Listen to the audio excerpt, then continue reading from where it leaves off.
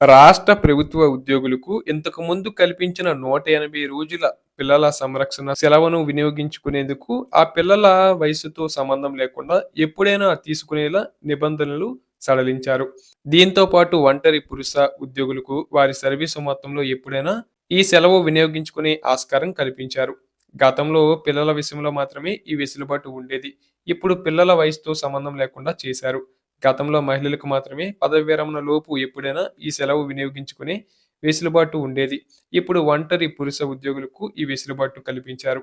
ఈ మేరకు ఆర్థిక శాఖ ముఖ్య కార్యదర్శి పీయూష్ కుమార్ ఉత్తర్వులు జారీ చేశారు.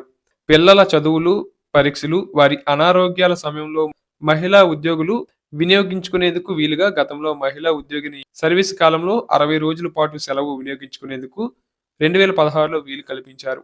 ఆ తర్వాత కాలంలో 60 రోజుల నుంచి 180 రోజులకు పెంచి సర్వీసు మొత్తం మీద 3 విడతల్లో ఈ సెలవు వినియోగించుకునే వెసులుబాటు ఇచ్చారు.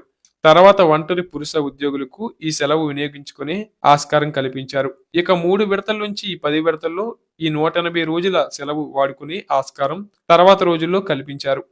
మహిళా ఉద్యోగులకు పదవి విరమణ లోపు ఈ సెలవు ఎప్పుడైనా వినియోగించుకునే అవకాశం ఇచ్చారు.